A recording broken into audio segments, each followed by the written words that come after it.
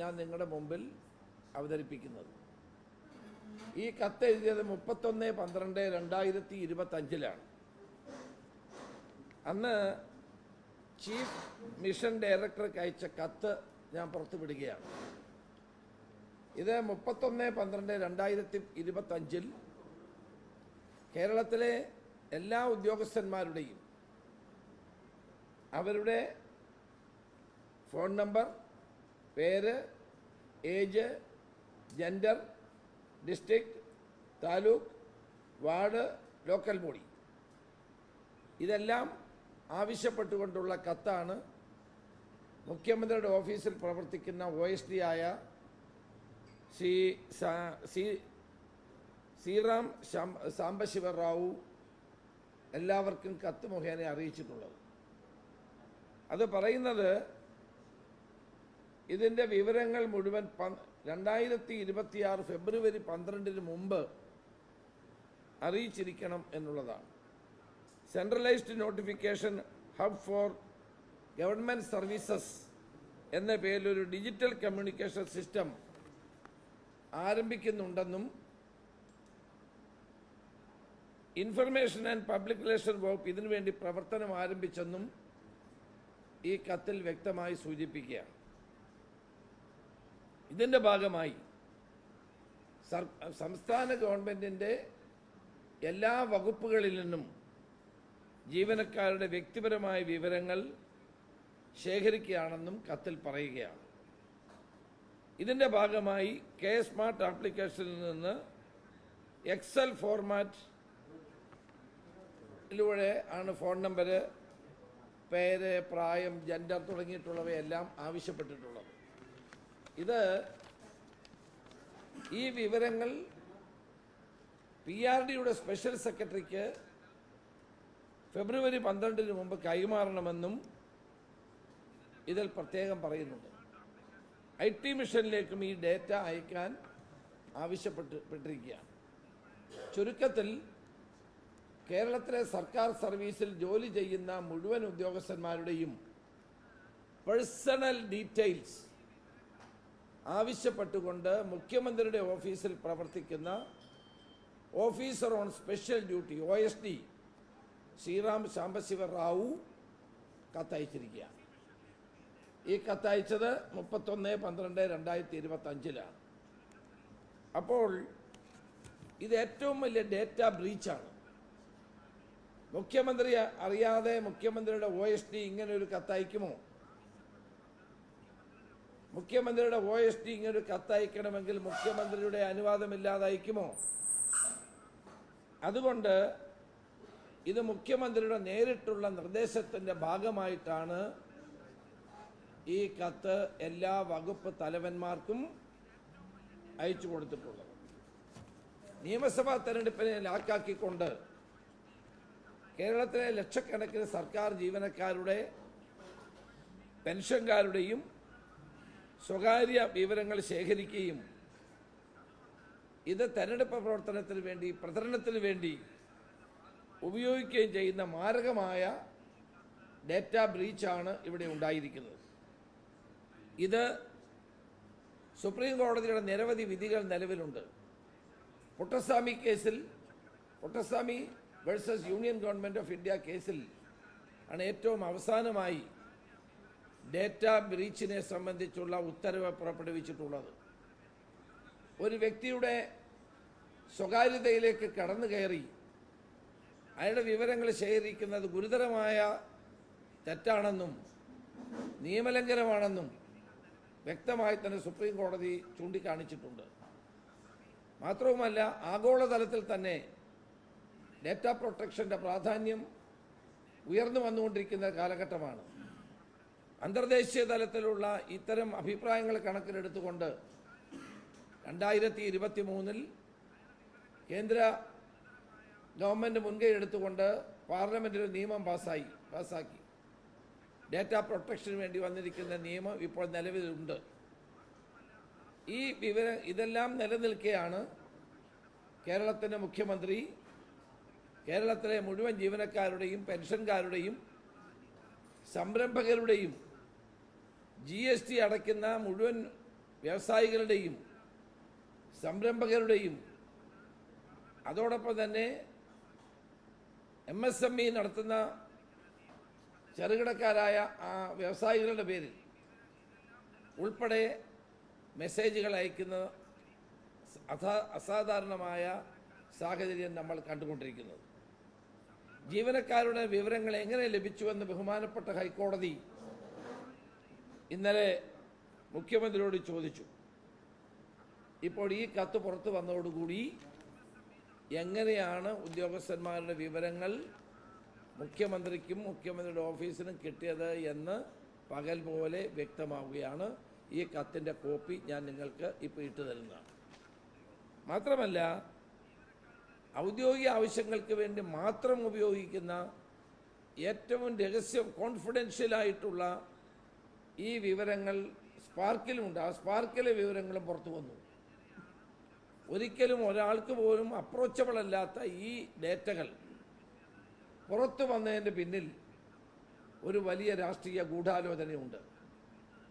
CPM-ൻ്റെയും ഇടതുമുന്നണിയുടെയും തെരഞ്ഞെടുപ്പ് പ്രചരണത്തിന് വേണ്ടി സർക്കാരിൻ്റെ ഔദ്യോഗിക രേഖകളും ഡേറ്റകളും ദുരുപയോഗം ചെയ്യുന്നത് നിയമവിരുദ്ധമാണ്, ചെയ്യാൻ പാടില്ലാത്ത കാര്യമാണ്.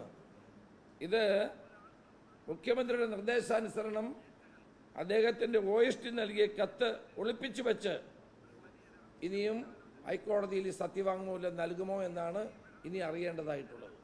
ഈ കത്ത് പുറത്തു വന്നതോടുകൂടി മുഖ്യമന്ത്രിയുടെ അറിയാതെ അദ്ദേഹത്തിൻ്റെ OST കത്തെഴുതില്ലെന്ന് എല്ലാവർക്കും അറിയാമല്ലോ.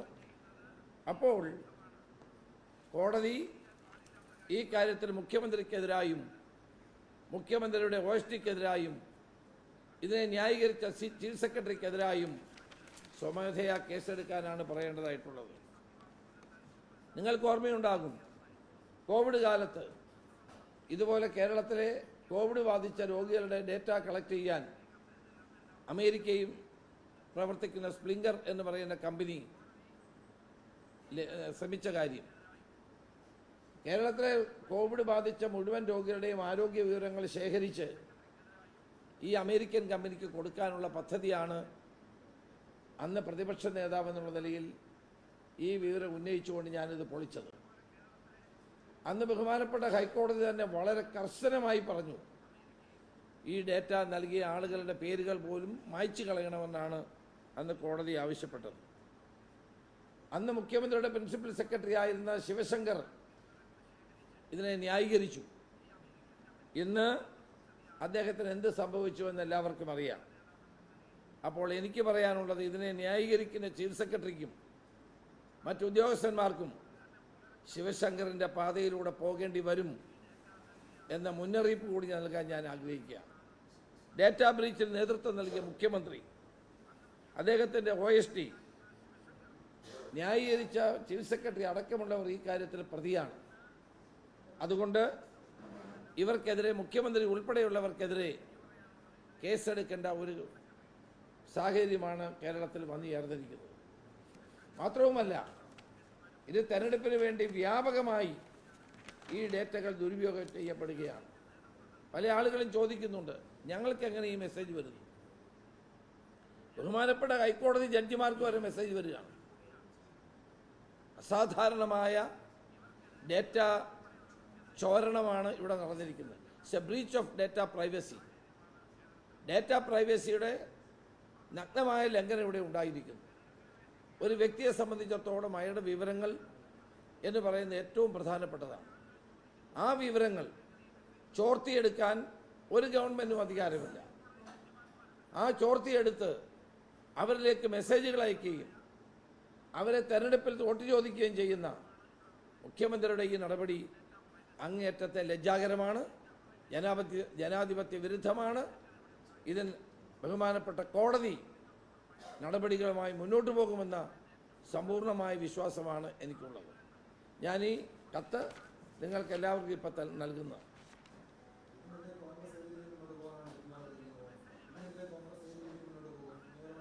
അല്ല, ഇപ്പോൾ ഓൾറെഡി ഈ കേസ് ബഹുമാനപ്പെട്ട ഹൈക്കോടതിയുടെ മുമ്പിലുണ്ട്. ഇനി ഗവൺമെൻറ്റിനോട് സത്യവാങ്മൂലം കൊടുക്കാൻ പറഞ്ഞിരിക്കുകയാണ്. ഈ കത്ത് പുറത്തു വന്നതോടുകൂടി ഗവൺമെൻറ്റിന് മറിച്ചൊരു സത്യവാങ്മൂലവും നൽകാൻ കഴിയില്ല. ഈ കത്തെഴുതിയിരിക്കുന്ന ആരാണ്? ശ്രീറാം സാംബശിവ റാവു എന്ന മുഖ്യമന്ത്രിയുടെ OSTയുടെ കത്താണ്. OST കത്ത് എഴുതി എല്ലാ വകുപ്പ് മേധാവികളോടും സർക്കാർ ജീവനക്കാരുടെ എല്ലാ സർവ്വ വിവരങ്ങളും നൽകണമെന്ന് ആവശ്യപ്പെട്ടിരിക്കുക. അതുകൊണ്ട് ഇത് നഗ്നമായ ഡേറ്റ പ്രൈവസിയുടെ ലംഘനമാണ്. ഇത് രഹസ്യമായി സൂക്ഷിക്കേണ്ട ഈ ഡേറ്റകൾ ഉപയോഗിച്ചുകൊണ്ടുള്ള തെരഞ്ഞെടുപ്പ് പ്രചരണം അടിയന്തരമായി മുഖ്യമന്ത്രി അവസാനിപ്പിക്കാമെന്ന് ഇന്നലെ കോടതി വാക്കുകൊടുത്തിട്ടുണ്ട്. ഇവരുടെ പേരിൽ നിയമപരമായ നടപടി എടുക്കണമെന്നാണ് എനിക്ക് ആവശ്യപ്പെടാറുള്ളത്.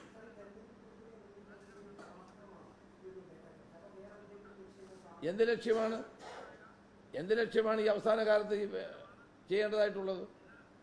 തെരഞ്ഞെടുപ്പിന് ഇനി ഏതാനും ആഴ്ചകൾ മാത്രം നിലനിൽക്കുമ്പോൾ സർക്കാരിൻ്റെ ഏറ്റവും കോൺഫിഡൻഷ്യലായിട്ടുള്ള റെക്കോർഡുകൾ ഉപയോഗിച്ചുകൊണ്ട് ജനങ്ങളോട് വോട്ട് പിടിക്കുന്ന ഈ നിലപാട് എങ്ങനെ അംഗീകരിക്കാൻ കഴിയും? എങ്ങനെ ഇത് നമുക്ക് സ്വീകരിക്കാൻ കഴിയും? അതുകൊണ്ട് ഇത് പൊതുജനങ്ങൾ മനസ്സിലാക്കണം. ആളുകളെല്ലാം പറയും ഞങ്ങൾക്ക് മുഖ്യമന്ത്രിയുടെ മെസ്സേജ് വന്നു. എന്തിനാണെന്ന് അവർക്ക് തന്നെ അറിയില്ല, കച്ചവടക്കാർക്ക്. അതോടൊപ്പം തന്നെ മുഖ്യമന്ത്രിയുടെ ദുരിതാശ്വാസ നിധിയിൽ നിന്ന് അപേക്ഷ കൊടുത്തിട്ടുള്ള ആളുകൾക്ക് ഇങ്ങനെ എല്ലാവർക്കും മെസ്സേജ് വരികയാണ്. അപ്പോൾ ഇവരുടെ ഈ ഡീറ്റെയിൽസ് എവിടെ നിന്ന് കിട്ടിയെന്നുള്ള ചോദ്യമാണ് ബഹുമാനപ്പെട്ട കോടതിയുടെ മുമ്പിൽ വന്നത്. അതിനുള്ള എൻ്റെ ആൻസർ ഇതാണ്.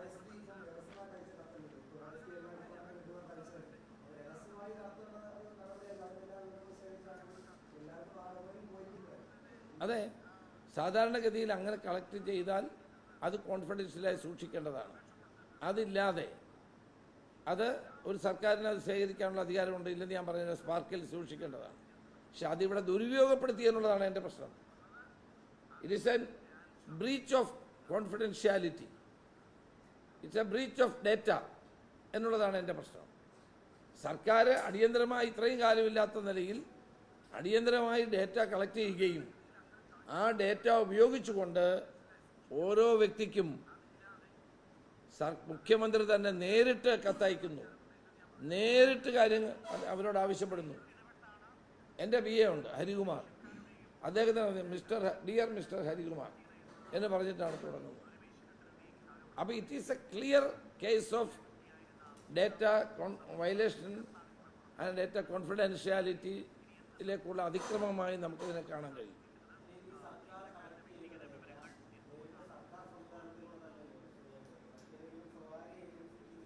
അതെല്ലാം നമുക്കറിയണം. ഇനി സ്വകാര്യ ഏജൻസിയാണോ കൊടുത്തത്? IT മിഷനാണ് അങ്ങനെ തെരഞ്ഞെടുപ്പിൽ വോട്ട് പിടിക്കാൻ പറ്റുമോ? ഈ ഡേറ്റ എങ്ങനെ മുഖ്യമന്ത്രിക്ക് ആക്സസ്സായി?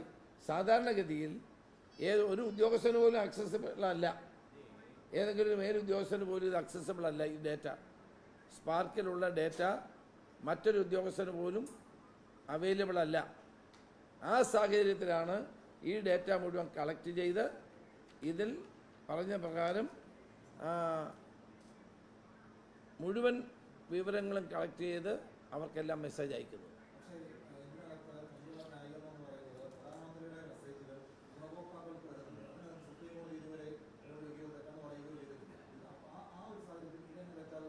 അല്ല, പ്രധാനമന്ത്രി അങ്ങനെ ചെയ്യുന്നുണ്ടെങ്കിൽ ഏത് പൗരനും കോടതിയിൽ പോകാനുള്ള അവകാശമുണ്ട്. ഇത് നമ്മളാരും ആവശ്യപ്പെടാതെ നമ്മുടെ രഹസ്യ വിവരങ്ങൾ ചോർത്തിയെടുക്കുന്ന പ്രധാനമന്ത്രി ആയാലും മുഖ്യമന്ത്രി ആയാലും ചെയ്ത തെറ്റാണെങ്കിൽ തെറ്റല്ലേ? പ്രധാനമന്ത്രി തെറ്റ് ചെയ്തുകൊണ്ട് മുഖ്യമന്ത്രി തെറ്റ് ചെയ്യണമെന്നുണ്ടോ? നിങ്ങളൊരു കാര്യം മനസ്സിലാക്കണം. ഡേറ്റ എന്ന് പറയുന്ന ഒരു വ്യക്തിയുടെ അവകാശമാണ്. എൻ്റെ ഡേറ്റ നിങ്ങൾക്കെടുക്കാനോ നിങ്ങളുടെ ഡേറ്റ എനിക്കെടുക്കാനോ കഴിയില്ല. അതിനാണ് പാർലമെൻറ്റ് നിയമം പാസ്സാക്കിയിരിക്കുന്നത്. ഇതിൻ്റെ സ്വകാര്യത സംരക്ഷിക്കപ്പെടണമെന്നുള്ള സുപ്രീം കോടതിയിലെ പുട്ടസ്വാമി കേസിലും നിരവധിയായ കേസുകളും വിധിന്യായങ്ങളുണ്ട്. ഇവിടെ നമ്മുടെ കോൺഫിഡൻഷ്യാലിറ്റിയിലേക്കുള്ള കടന്നുകയറ്റമാണിത്. ഇത് അംഗീകരിക്കാൻ കഴിയുന്നതല്ല. സ്പ്ലിങ്കർ കേസിൽ തന്നെ ഞാൻ നിരവധി കോടതിയിൽ പോയപ്പോൾ കോടതി വ്യക്തമായി ഇത് പറഞ്ഞ കാര്യമാണ്. ഇതത്ര നിസ്സാരമല്ല. ഒരു വ്യക്തിയുടെ വ്യക്തിഗത വിവരങ്ങൾ മറ്റൊരാൾ ചോർത്തിയെടുക്കുന്നത് ഇന്നത്തെ കാലത്ത് വലിയ ഗുരുതരമായ തെറ്റാണ്. ഇത് അഫക്റ്റഡായ ആളുകൾക്ക് വേണേൽ കോമ്പൻസേഷൻ ആവശ്യപ്പെടാം. കോമ്പൻസേഷൻ കൊടുക്കാൻ ഗവൺമെൻറ് നിർബന്ധിതമാകും. അത് സാധാരണഗതിയിൽ ആൾ വിചാരിക്കും ഒരു ഫോൺ കോൾ വന്നതല്ലേ എന്ന് വിചാരിക്കും. അങ്ങനെയല്ല. ഇതിനെ സംബന്ധിച്ചുള്ള അവബോധം നേരത്തെ കേരളത്തിലെ ജനങ്ങൾക്കുണ്ടായത് സ്പ്രിംഗ്ലർ കേസിലൂടെയാണ്. അപ്പോൾ സമാനമായൊരു കേസാണ് ഇവിടെ വന്നിരിക്കുന്നത്. ഇത് നിയമപരമായും രാഷ്ട്രീയമായും ഞങ്ങൾ നേരിടും.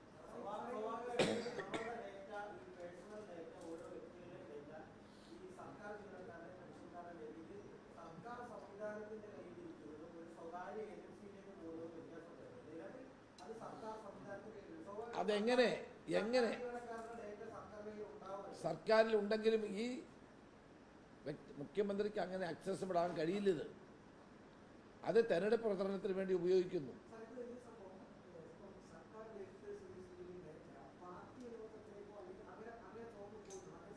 അതെല്ലാം നീ നോക്കേണ്ടി വരും, പരിശോധിക്കേണ്ടി വരും. ഇത് ഒരു മിനിറ്റ് അല്ല, അത് ഞാൻ പറഞ്ഞില്ലല്ലോ. സർക്കാർ സംവിധാനം ഉപയോഗിച്ചുകൊണ്ട് തന്നെ നഗ്നമായ തെരഞ്ഞെടുപ്പ് പ്രചരണം നടക്കുകയാണ് ഇവിടെ. ശരിയാണോ ഇത്?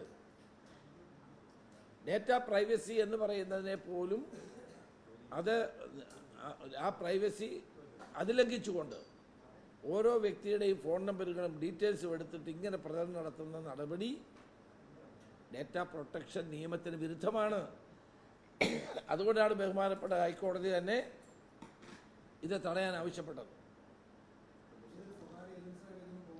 ഇപ്പോൾ ബഹുമാനപ്പെട്ട ഹൈക്കോടതി തന്നെ ആവശ്യപ്പെട്ടു ഇത് നിർത്തിവെക്കാൻ. ഗവൺമെൻറ് വക്കീൽ പറഞ്ഞു ഞങ്ങൾ നിർത്തിവെക്കും, ഇനി മെസ്സേജ് അയക്കില്ല എന്ന് പറഞ്ഞു. ഇത് വളരെ ഗുരുതരമായ തെറ്റാണ്. നിങ്ങളതിൻ്റെ നിയമങ്ങൾ പരിശോധിച്ചാൽ മനസ്സിലാവുന്ന കാര്യമേ ഉള്ളൂ. ഒരു വ്യക്തിയെ സംബന്ധിച്ചിടത്തോളം അയാളുടെ ഡേറ്റ ഏറ്റവും പ്രധാനപ്പെട്ടതാണ്. ആ ഡേറ്റ മറ്റൊരാൾക്ക് കൈകാര്യം ചെയ്യാനുള്ളതല്ല. മുഖ്യമന്ത്രിക്ക് പോലും അത് കൈകാര്യം ചെയ്യാൻ അവകാശമില്ല.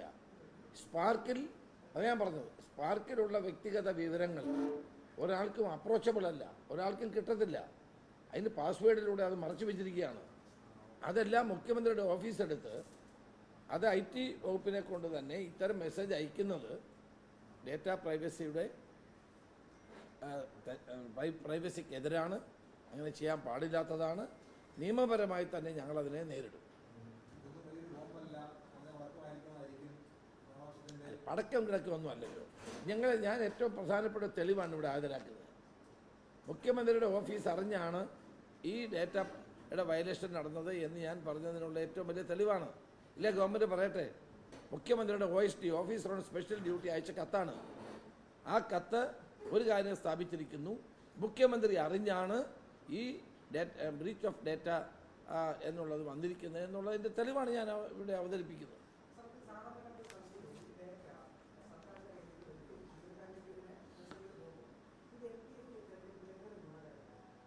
അല്ല, തെരഞ്ഞെടുപ്പ് ഗുണമാവില്ല എന്നുള്ള വേറെ കാര്യം. അത് ജനങ്ങൾ തീരുമാനിക്കുക. ജനങ്ങൾക്ക് ഇതൊക്കെ അറിയാം. ഇപ്പം ട്രാൻസ്പോർട്ട് ബസ്സിൻ്റെ രണ്ട് ഭാഗത്തും പുറത്തും മുൻപിലുമൊക്കെ പരസ്യം വെച്ചാൽ ആൾ വോട്ട് ചെയ്യൂ, അത് വേറെ കാര്യം. പക്ഷെ എന്നാലും ഭരണവും നമ്മുടെ പണം, പൊതുജനങ്ങളുടെ പണം ഉപയോഗിച്ചുകൊണ്ട് പ്രചരണം നടത്തുകയല്ലേ. ട്രാൻസ്പോർട്ട് ബസ് ഇപ്പോൾ പരസ്യ വണ്ടിയാണ്. KSRTC എന്ന് പോലും എഴുതുന്നില്ല ഇപ്പോൾ. അപ്പം അങ്ങനെയുള്ള പരസ്യങ്ങൾ കൊടുത്താൽ ജനങ്ങൾ വോട്ട് ചെയ്യുമെന്നുള്ള തെറ്റിദ്ധാരണയൊന്നും നമുക്ക് ആർക്കുമില്ല.